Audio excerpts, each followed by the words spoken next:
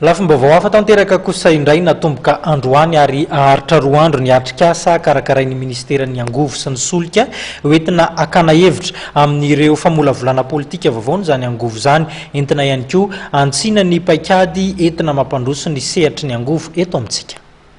Ambom-pionan'ireo mpiantsehatra isa-tsokajiny eo amin'ny sehatry ny angovo sy ny mpiara-miombonantoka isa-tokany eto Ambohimanamboly mandritry ny 2 andro, toerana izay anatanterahana atrikasa fakakevitra ampafantarina ny soritsorotry ny politikan'ny angovo vaovao na ny ébauche de la lettre de politique énergétique. Efa misy moa ny atrikasa voalohany izay nitanterahana ny volana febroary lasa teo. Atrikasa faharoa zao karakarantsika zao nisy le natao tamin'ny 12 février vao nandray niasa maministry ny angovo amo za tamin'izany fotoana zany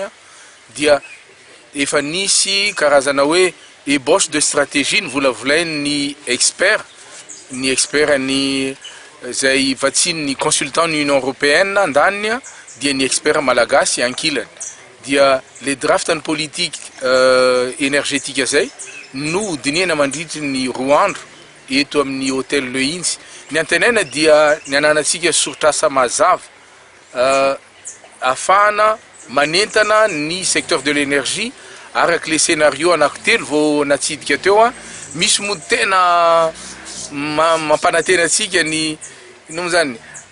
énergie ho an'ny rehetrarehetra ary énergie moderne amin'ny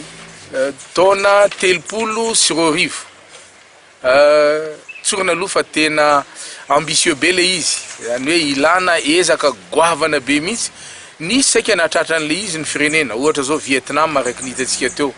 zany hoe ce n'est pas impossible fa eo koa zany mba misy scénario zay azo lazaina hoe modéré misy arany scénario conservateur ary lazandry zareo azy zay ilana ezaka daholo fa angambany mety ho tratra ny heritsika malagasy. Ny eto Madagasikara dia mbola ambany dia ambany ny tany olona manana herinaratra. Ambany dia ambany ange ny toe-javatra iangany. Ny taux d'accès à l'électricité dia eo amin'ny 15% eo fotsiny amin'izao tsika miteny zao. Azo atao tsara mihitsy ny manondratra ny malaky zany hoe ny atratrarana farafahakeliny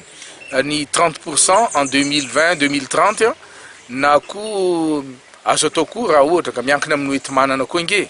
azo atao ny manondratra n'izy io mihoatra ny 40% en 2030. Ny amin'ny ny azo iazakazana zany hoe ny azo antenaina fandrosoana malaky be mihitsy dia ny any amin'ny dia ny momba ny électrification rurale zay mbola 4,72% amin'izao tsika miteny zao ny tanjona dia ny atongavana amin'ny 6%